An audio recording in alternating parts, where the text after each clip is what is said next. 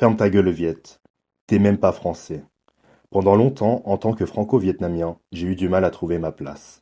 À la mairie, j'ai vu des fonctionnaires parler à ma grand-mère comme si elle était illettrée. Bang Hoi, elle avait du mal à écrire le français, mais elle m'a transmis bien plus que des mots. Elle m'a transmis une histoire, une mémoire et une dignité. Quand j'étais enfant, elle me répétait: Dylan, tu dois travailler 2 fois plus. Ton visage raconte déjà ton histoire, alors brille à l'école. Je ne comprenais pas pourquoi les autres enfants recevaient des cadeaux, des jouets, et pas moi. Moi, j'avais des histoires, des leçons de vie. Un jour, je suis rentré de l'école, en sang, je m'étais battu. On m'avait frappé, en disant que je mangeais du chien dans mon banh mi. Bangwai m'a regardé. Elle n'a pas crié, elle ne m'a pas puni. Elle m'a juste dit: Ils ne comprennent pas. Ils ne comprennent pas encore ce que ça fait de tout perdre. Et aujourd'hui, je comprends. Je comprends que ce banh mi, c'était un pont. Un pont entre notre passé et notre présent. Un pont entre le Vietnam et la France. Je suis ce pont. Entre une génération qui a survécu et une génération qui a le choix. Le choix de haïr ou le choix d'aimer. Le choix de cacher mes racines ou de les assumer. Le choix de dire haut et fort: je suis français.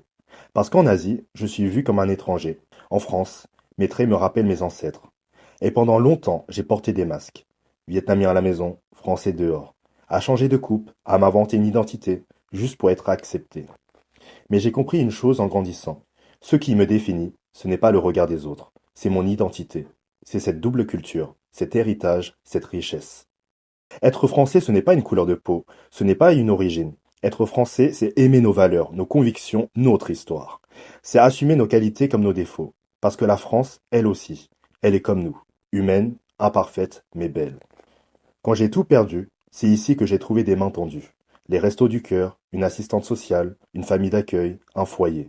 C'est ici que j'ai appris ce que ça veut dire solidarité. C'est ici que j'ai débattu dans des cafés, partagé un kebab à 4, rêvé de justice et de liberté. C'est ici que j'ai eu la chance d'étudier, de voyager, de retourner sur les terres de ma grand-mère et de lui rendre hommage.